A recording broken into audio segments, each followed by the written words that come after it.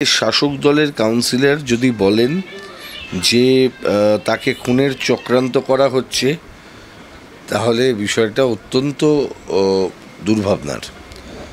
তাহলে আমাদের নিরাপত্তা কোথায় সাধারণ মানুষের? এই প্রশ্নটা আসাটাই স্বাভাবিক। কিন্তু considering the nature of present ruling party, এই সবগুলো কিন্তু খুব একটা সাধারণ বিষয় আর ঠেকছে না।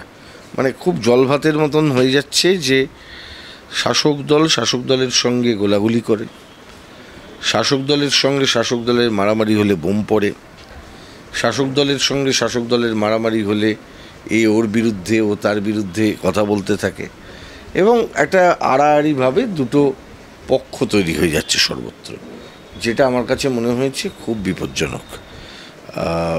এবং তারপর একটা মনে হচ্ছে যে সবটাই যেন একটা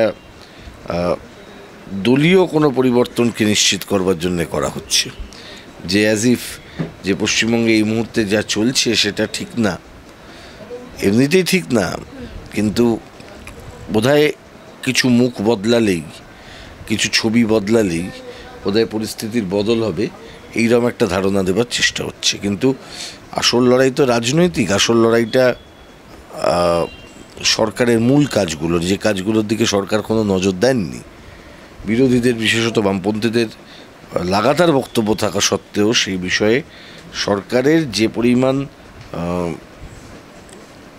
এনথিউ দরকার ছিল কাজে, সেই কাজে তারা যথেষ্ট নজরদারি করেননি। তার জন্যই আজকের এই অবস্থা হচ্ছে। আপনি দেখেছেন যে কাণ্ড চলছে গোটা রাজ্যের বিভিন্ন জায়গায়। সমাজ বিরোধীদের জন্য সবটাই কীরকম না, মানে আনকন্ট্রোলড একটা স্বর্গরাজ্য পরিণত হয়েছে, যেখানে সমাজ বিরোধীরা দাপিয়ে বেড়াচ্ছেন। অভিষেক বন্দ্যোপাধ্যায় সংগঠনের রদবদলের কথা বলেছিলেন, তারপর থেকে আমরা দেখছি একে একে অভিষেক বন্দ্যোপাধ্যায়ের হয়ে ব্যাট ধরেছে অনেকেই তৃণমূলের নেতারা। ফিরহাদ হাকিম থেকে শুরু করে সৌগত রায়, তাদের কথা যদি আমরা বলি, সম্প্রতি হুমায়ুন কবির তিনি বলছেন যে পুলিশ মন্ত্রী করে দেওয়া হোক, উপমুখ্যমন্ত্রী হোক, স্বরাষ্ট্রমন্ত্রী অভিষেক বন্দ্যোপাধ্যায়কে করে দেওয়া হোক বলে তাদের দলের বিষয়ে তারা কে স্বরাষ্ট্রমন্ত্রী হবেন, উপমুখ্যমন্ত্রী হবেন, এবং rather it's matter of the MLS. আমার একটা বক্তব্য আছে, আমার অভিষেক বন্দ্যোপাধ্যায় যদি অন্য রকমের লিডারই হন, যদি একটা নতুন কোনো বার্তা দিতে চান গণতন্ত্রের পক্ষে ভালো, তাহলে ওনার বোঝা উচিত যে এই সমস্তগুলো ওনাকে স্থাবকতা করবার জন্য একটি অংশ করছে, যারা দীর্ঘ সময় ওনার স্পিসি স্থাবকতা করে এসেছেন। এই স্থাবকতাটাকে উনি যদি পছন্দ করেন দেন ফাইন, কিন্তু যদি স্থাবকতাকে পছন্দ না করেন, ওনার এই মেসেজ দেওয়া উচিত তার দলের এতজন এমএলএ আছেন, এই এমএলএর মধ্যে সবচেয়ে যোগ্যতম ব্যক্তি তিনি হন, হওয়া তো উচিত তারই, যার এক্সপিরিয়েন্স আছে, যার কোয়ালিফিকেশন আছে। এমএলএ হওয়াটা কিন্তু রাজ্যের উপমুখ্যমন্ত্রী হওয়ার জন্য একটি কোয়ালিফিকেশন। তাহলে এতজন যে দলের এমএলএ, সেই দলের আরেকজন লিডার পাওয়া যাচ্ছে না। গণতন্ত্রে, প্রজাতন্ত্রে যদি রাজার ছেলেকেই রাজা করতে হয়, তাহলে তো গণতন্ত্র শব্দটা রাখারই দরকার নেই, পুরোটাই রাজতন্ত্র করে দেওয়া হোক। একটা তাৎপর্যপূর্ণ কথা হুমায়ুন কবির যেটা বলছেন যে পূর্ণ পুলিশ মন্ত্রী দরকার। অভিষেক বন্দ্যোপাধ্যায়কে পুলিশ মন্ত্রী করলে ভালো হবে, মানে পুলিশ আরো শৃঙ্খলা পরায়ণ। বন্দ্যোপাধ্যায় যে fail chief minister, fail police minister, এটাকে অ্যাকসেপ্ট করে নিলেন, এবং তিনি যে ফুল টাইম পুলিশ মন্ত্রী নন সেটাও অ্যাকসেপ্ট করে নিলেন বকলমে। তাহলে এই কথাটা আমরা বলছি না, এটা তৃণমূল কংগ্রেসের লোকজনেরাও বলছে। ইন অ্যাডিশন টু দ্যাট, আমি যেটা বলছি সেটা হচ্ছে যে মুখ বদলালেই পরিস্থিতি বদলাবে না। যেটা গত 13 বছর ধরে যে ভয়াবহ ফাটলটা প্রশাসনের মধ্যে দেখা দিয়েছে, এই ফাটলকে মেরামত করাটা কিন্তু খুব সহজ কথা নয়। একাংশের যেটা দাবি, অভিষেক বন্দ্যোপাধ্যায় দক্ষ হয়ে উঠছেন, অভিষেক বন্দ্যোপাধ্যায় দায়িত্ব সামলালে সবকিছু দক্ষতার সঙ্গে। গোটা বাংলার মানুষের কি একটাই কাজ যে অভিষেক বন্দ্যোপাধ্যায়কে দক্ষ করে গড়ে তোলা? নাকি বাংলার মানুষের নিজের সমস্যার কথা আছে? এসব হয় না। এই সমস্ত কথাবার্তা বলা যায়, মাটির গন্ধ যাদের গায়ে নেই, তারা মানুষের লিডার হিসেবে গড়ে উঠতে গেলে তাদের সমস্যার সামনে পড়তে হয়। দেখবেন সেসব ভবিষ্যতে দেখা যাবে। কিন্তু ফর দি টাইম বিং আমি যে কথাটা বলতে চাইব সেটা হচ্ছে যে এই যে গত কয়েক বছর সময়ে এই যে প্রজেকশনের রাজনীতি চলছে, এই প্রজেকশনের রাজনীতিটা কিন্তু আদতে রাজনীতিরই ক্ষতি করে দিচ্ছে। আসলে 26-এর আগে কে কোন দায়িত্ব সামলাবে বা আর কোন মন্ত্রক হবে, এই ভাগাভাগি কি একটা দর কষাকষি শুরু হয়ে গিয়েছে, কি মনে করেন? দর কষাকষিটাই তো পশ্চিমবঙ্গে শুধু পড়ে রয়েছে, আর তো কিছু নেই। তৃণমূল কংগ্রেস দলটা লোকে করে কেন? নিজেদের চাহিদার জন্যে, জনসেবা করার জন্য তৃণমূল কংগ্রেস করে, এরকম তো লোকজন আমি দেখিনি। দলটা করেই তো নিজেদের লাভের জন্য। ফলে ভাঙাভাঙির থেকেও বড় কথা হচ্ছে, যেটা খুব পরিষ্কার কথা, যে পরিস্থিতিটা এই ভাগাভাগি করবার জন্যই তৈরি করা হচ্ছে, যাতে করে সহজ রাস্তা তৈরি হয়ে যায়, যে আমিও আছি তুমিও আছো, বকরার ভাগটা পেয়ে গেলেই হলো। একদিকে যখন হুমায়ুন কবির অভিষেক বন্দ্যোপাধ্যায় হয়ে ব্যাট ধরছেন, পাল্টা আবার মানে ফিরহাদ হাকিম তিনি আক্রমণ করছেন যে এত বড় বড় কথা মমতা ব্যানার্জির ছবি ছাড়া জিতে দেখান, যারা বলছে। কথাটা তো সত্যি, অস্বীকার করে তো লাভ নেই। ফিরহাদ হাকিম যদি এই কথাটা বলে থাকেন, ফিরহাদ হাকিম সত্যি কথাটা বলেছেন। এটা তৃণমূল কতটা হচ্ছে জানি না, আমরাই বেশি করে দিচ্ছি আলোচনাটা করে। তো আমার মনে হয় না যে খুব একটা এই আলোচনাটা খুব দরকার আছে। যদি হয় তো হবে, ওটা ওদের ব্যাপার, ওটা বুঝবে।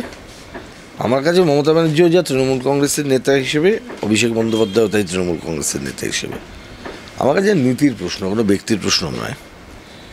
এই নীতি তৃণমূল কংগ্রেস, এই নীতিহীনতার নীতি যেটা চালু করছে, এটা রাজ্যের জন্য খুব ভয়াবহ বিপজ্জনক। আরজিকর কাণ্ডের পর বারবার আমরা থ্রেট কালচার এই শব্দটা খুব শুনছিলাম। এই থ্রেট কালচার নিয়ে কল্যাণ বন্দ্যোপাধ্যায়, যে বাম আমল হচ্ছে থ্রেট কালচারের আঁতুড়ঘর।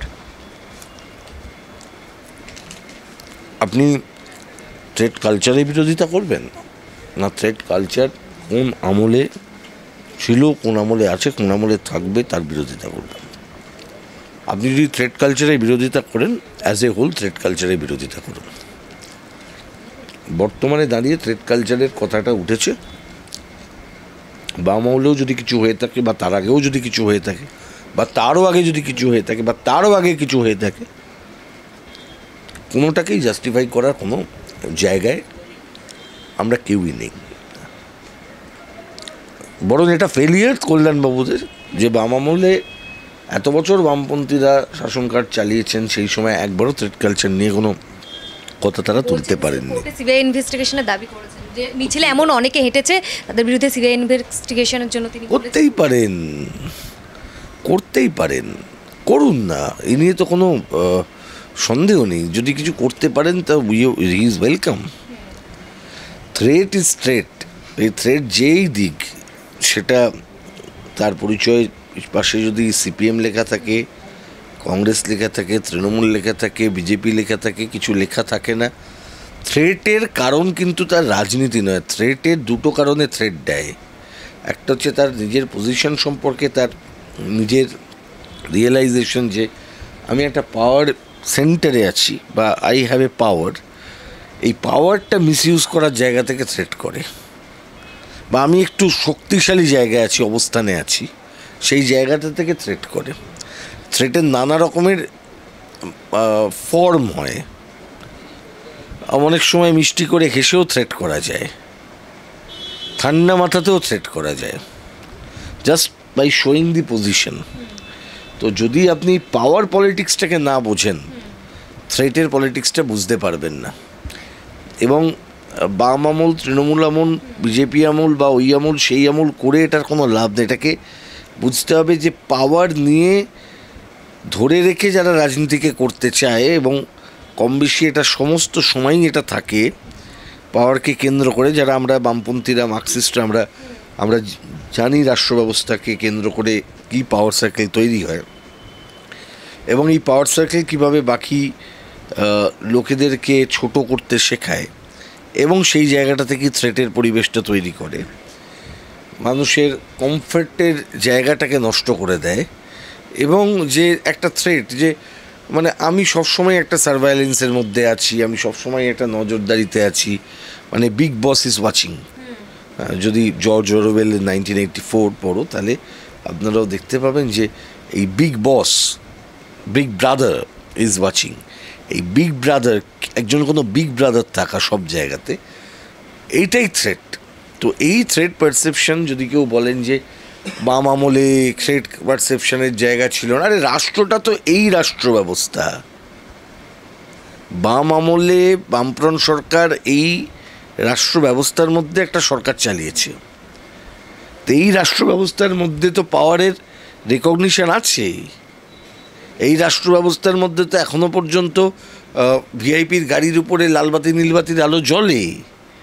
এই রাষ্ট্র ব্যবস্থাতেও তো ছোটোখাটো পলিটিশিয়ানকে আমরা দেখেছি যে সিআরপিএফ নিয়ে ঘুরে বেড়াতে।